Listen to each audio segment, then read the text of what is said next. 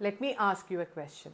Have you ever noticed how some people are very successful in one part of life but still struggling deeply in another? A brilliant professional who cannot connect with their family, a deeply caring parent who has lost themselves as an individual, a responsible provider who feels emotionally, distant in their relationship. What if this problem is not about capability, but it is because the rules of one role in our life that has slowly taken over all the other roles that we play? In my last video, we spoke about how one person in a family can quietly become the invisible backbone, carrying everything without being seen. But today, let's go one layer deeper. That is about understanding how does that even begin. If conversations like this interest you about understanding ourselves, our relationships, and how to live with clarity, you may find this space meaningful. I am Mahalakshmi Samson, and here we explore the ideas that help us live with awareness, responsibility, and personal excellence.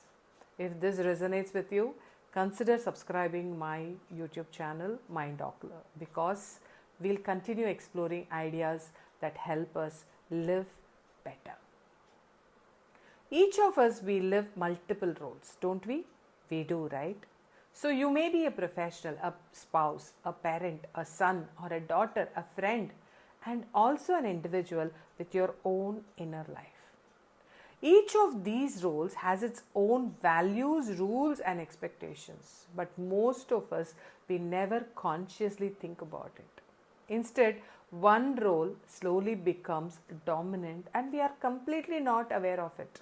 And when that happens, the rules of that role begin to spill into every other role we play. The role in which we spend a lot of time, the role in which we really work very hard, the role in which we have the authority, right? When we are not cautious, when we are not aware, this role will start to spill into every other role we play. And this is what I call when one role takes over your life. Let us look at some examples. At work, leadership often requires authority. And if you are in such an authority position, right, which means it would demand you to make decisions, it will demand you to give directions, it will demand you to expect results. These are necessary in your professional role. But sometimes what happens is the same behavior enters the home. Instead of conversations, there are always instructions. Instead of listening, there is always correction. Even 1 minute of listening, there would be 100 corrections that you may be giving to the other person in the family. Instead of connection, there is always an expectation beneath that. Now, you may be that person, or you may be actually living with a person like that. It is important to understand, as a person, right, that person may still believe that they are being responsible. But the leader role has now entered a space where it does not belong, and that is the truth. And we are not aware of it. And slowly what happens is the home stops feeling like a place of connection, but it begins to feel like a place of work, which means, another workplace. Let me give you another example that happens quietly in many relationships. A person grows up deeply connected to their parents. They are guided, they are supported and involved in every decisions of their children. In the role of a daughter or son, this is very natural. But when the children step into marriage, be it a daughter or a son, a new role begins, and that role is the role of a partner. And sometimes without realizing it, the earlier role continues to dominate. They may still seek their parents' validation before making decisions. They may discuss personal matters with them before speaking to their spouse. And it is happening.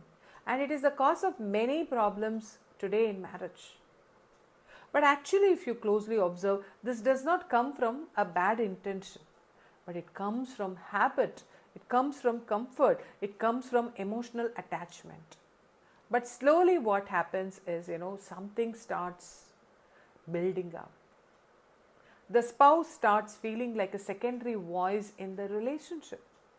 And the relationship begins to struggle, not because of lack of love, but because the roles have not evolved as a separate identity, right? That is very important to understand here. Now consider another identity many people carry, the role of the provider. Many believe as long as I provide, I have fulfilled my responsibility. So they work hard, they sacrifice time, they ensure stability. Absolutely, this deserves respect, right? There is no ambiguity about it. But relationship requires more than provision. They require your presence, they require listening, they require emotional connection. When the provider role becomes dominant, the partner role slowly disappears and the relationship begins to feel distant. Now, if you observe in all the examples that I have given, it is about different situations, it is about different roles in that, but the pattern is the same. One role becomes dominant and its rules slowly spread everywhere. So what is the truth here if you look at it? The truth is that, that many of us, it is something that many of us we don't realize. Some of the struggles we face in life are not because we are incapable. They happen because the rules of one role are silently dominating the others. The problem is not intention, the problem is the lack of clarity. And why does this happen? It happens because we build a hierarchy in our mind. One role becomes our identity. For some, it is their profession. For some, it is being a parent. For some, it is being the provider. And once that role becomes dominant, it becomes to shape every other role that we play. It begins to shape everything in every other role. And all of this happens without us even noticing. So what is the way out? The solution is not about doing more. The solution is becoming aware of the role that you are in. It is important for us to ask, many times in a day at least, which role I am playing now. Am I contaminating my role or I am truly living in that role at this moment? Is something that we need to ask, and this awareness is gold.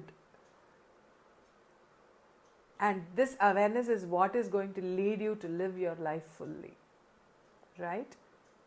Think about it. So let me leave you with a simple reflection, right? I'm going to give you 3 action steps. The first one is identify. What are the key roles in your life? What are all the roles that you play in your life? Being a father or a mother, son or daughter, right? A boss, subordinate, peer, all the roles, a friend, all the roles. Please write it down. And the second one is understand what each role requires from you. What are the dynamics of that role, of each of the roles? What is the magnitude of each of the roles? What are the rules, values and expectations of each of the roles? Think about it and understand. And this can come only from the perspective that different roles has got different values, right? And the third one, if you look at it, which role in my life is dominating the others? So when you are done with action point 1 and 2, that is when you will be able to answer this question. Which role in my life is dominating the others, the people around me, the people whom I am living with, the people whom I am working with, right? It is important to ask that. Personal excellence is not about being great in one role, but it is about living each role consciously. Because life is not one identity, but it is a system of roles. So today, pause for a moment and ask yourself, which role in my life be taking over everything else, all the other roles that I play? And what is that one small shift that I can make today?